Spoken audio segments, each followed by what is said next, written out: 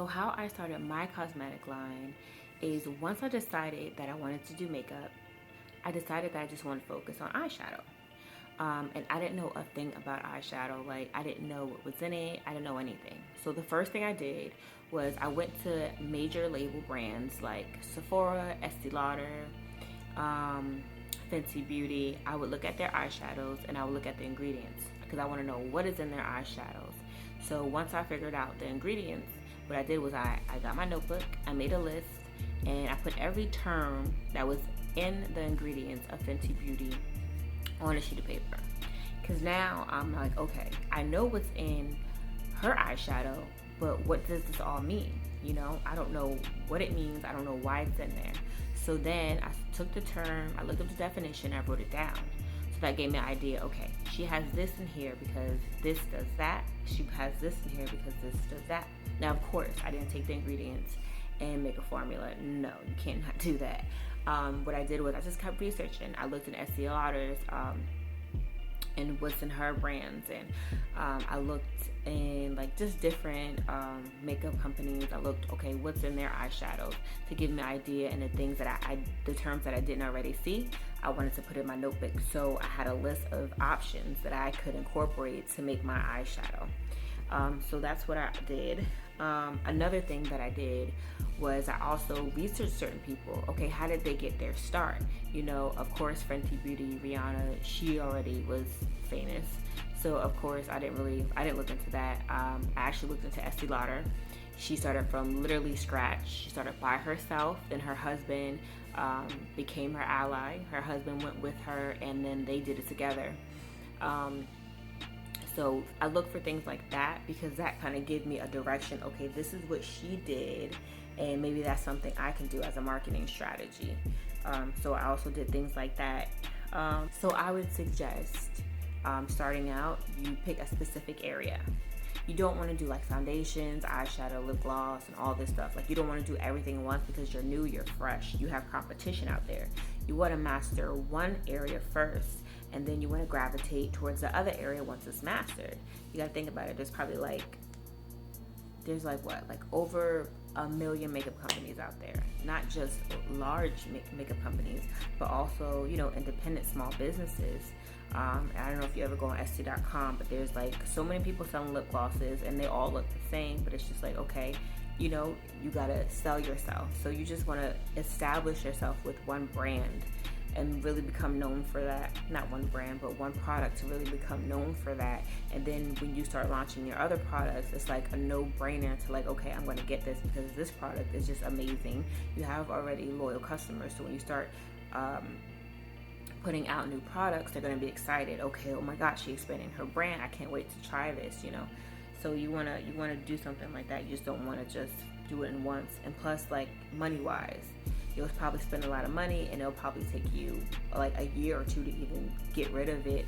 Possibly, it does take some time. It's not like a quick thing, like you about to do it and everybody's gonna buy it. No, if you're thinking in your mind, okay, when I put this out, boom, you know, everybody's gonna buy it, you're gonna be disappointed. You know, again, you got all this competition out there. You're even have competition with these large brands also that people buy from. You know, if they're gonna spend, they look at it as, okay, if your product is like $15, they can get it from Fenty that's $15, you know, and that's known. So that's why it's like, okay. So some tools I'm gonna give you when starting out in your makeup brand is you can either make this yourself or you can go through a private label. So if you want to like get your hands dirty and get into this yourself, you can go on sites like TKB Trading that have everything you need to make like soaps, nail polish, eyeshadow, lip gloss, all that stuff. They have the powders that you need, they have the oils, they have everything that you're gonna need, the tools and stuff. The only thing with eyeshadow, I didn't like their palettes. I did use another site, which is DIY Cosmetics, but they're no longer existing. Actually shut down already. You can also go on AliExpress if you're gonna do eyeshadow palettes, and you can get your palettes from there and make it. If you want to go through a private label, you can search engine and Google, you know, private labels. There's so many different private label companies that even Sephora goes through, so don't feel bad if it's just too much time consuming for you. You can go through different private labels and you can actually incorporate your own formula for your brand. It's just costly, you know. Um, so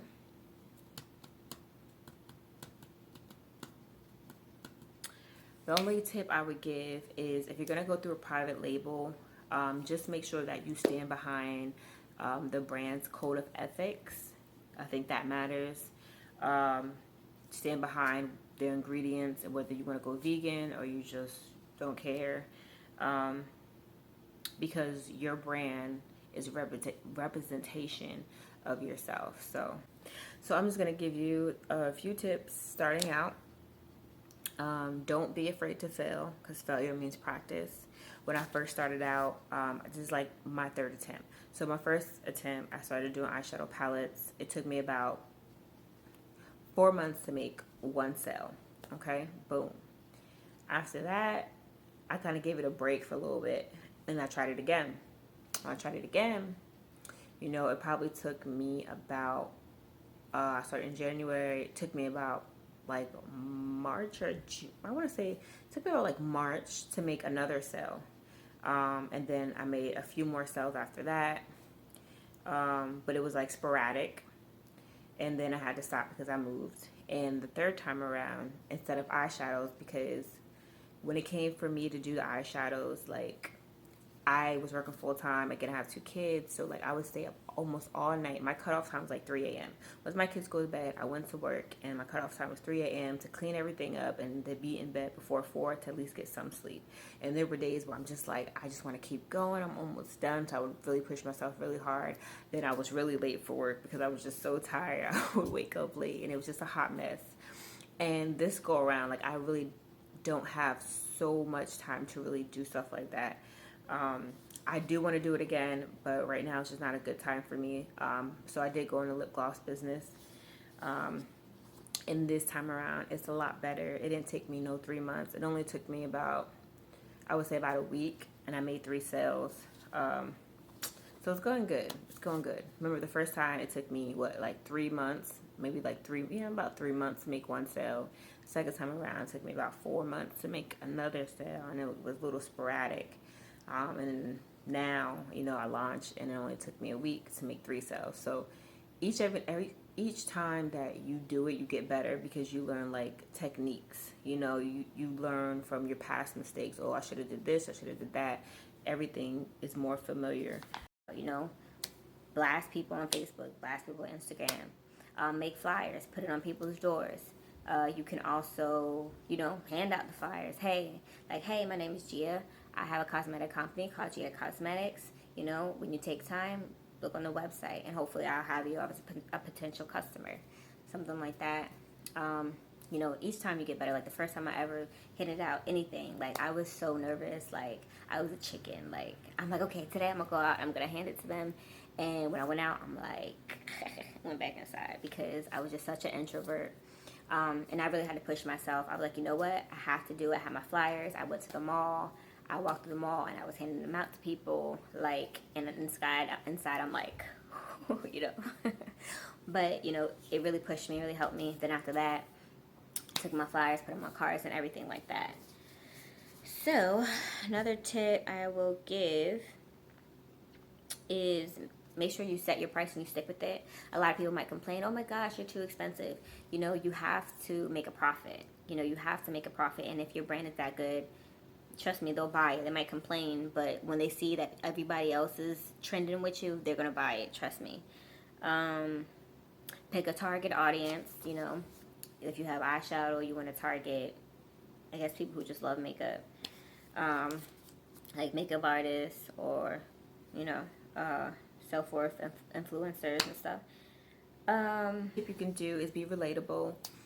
When someone gets to know who you are, they're more intrigued to see, you know, well, what is she selling?